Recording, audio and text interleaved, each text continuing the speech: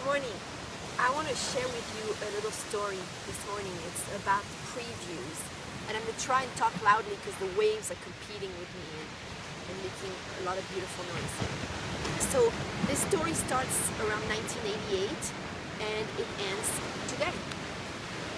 So 1988, this is 98, it's 88. 1988, my kids, dad and I were living up in the mountains of Washington, and in a little tiny village. And we had this idea, we'd only been married a year or so, and we had this idea that one day we were going to end up in Mexico.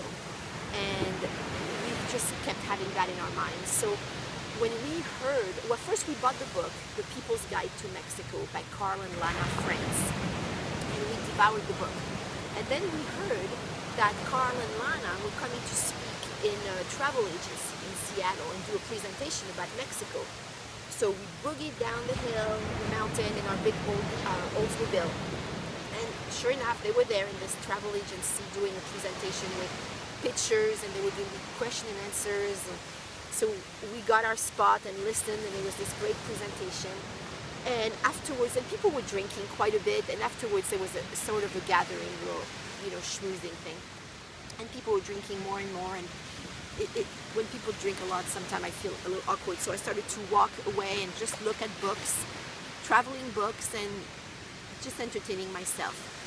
And pretty soon, Lana France came to me. And she introduced herself, and she asked me what I was doing, and I told her that I was here because we were interested in going to Mexico. And she had been drinking a bit. She was pretty happy sounding, and she said, "Oh, I know exactly where you need to go. I have somewhere that you need to go. You absolutely have to go there." And then she stopped and she said, "The only thing is I'm not allowed to say it because it's a very private, special place for us, and we never talk about it. But you really need to go there." And she seemed confused and wanting to solve the puzzle about how I needed to go there, but she couldn't talk about it. And then she had this idea, so she left for a second and came back with a cocktail napkin and a pen. And she wrote something on the cocktail napkin and folded it and put it in my hand and closed my hand over it. And she said, "This is where you need to go." And she kind of scared me, and I didn't open my hand. I was wondering what was on the paper, but I was a little nervous. So I didn't open my hand till we got into the car, which was an hour or so later. And then I opened my hand and I unfolded a napkin.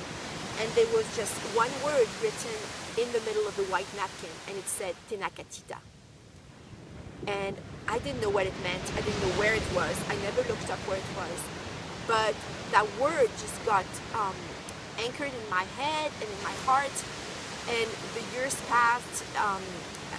I had babies, and my marriage ended. The years became challenging financially, and I worked a lot.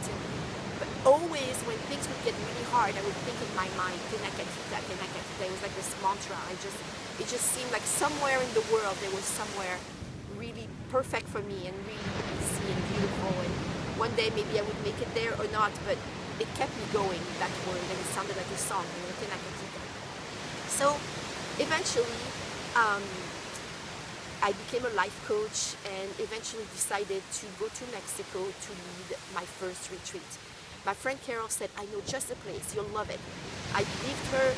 We booked a villa, we booked plane tickets, we flew to this little village in Mexico. And the first day we were there, well, first of all, before I even got off the plane, was still on the stairs that they bring you to get off the plane, I had this sense, and there's a photo of me getting off that plane, this sense of, oh my gosh, this is paradise. So we got to the village where we were supposed to have our retreat, and we're trying to find the person who had rented us the house, sight unseen, and we couldn't find her. And it was a little nerve-wracking, and we're looking around, and then I saw a poster on one of the walls in the town, in the village, and it said, "Babe Tenacatita." And I'd never seen that word written anywhere else than on my paper napkin. So I asked Carol, "Why does it say Tenacatita?" And she turned to me and she said, "Well, this whole beach, this whole bay, that's the Bay of Tenacatita." So it took, 28 years something to get there. But sometimes life gives us gives us previews, and it takes a while to get where we're supposed to be. But it's pretty really wonderful when it does. And this is the Bay of Pinacatita right here.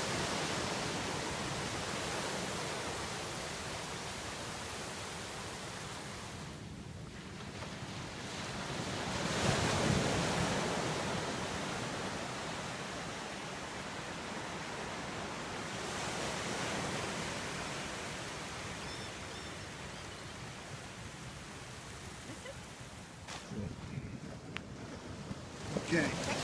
Okay. Wow. Long? Yeah, it was long. 4.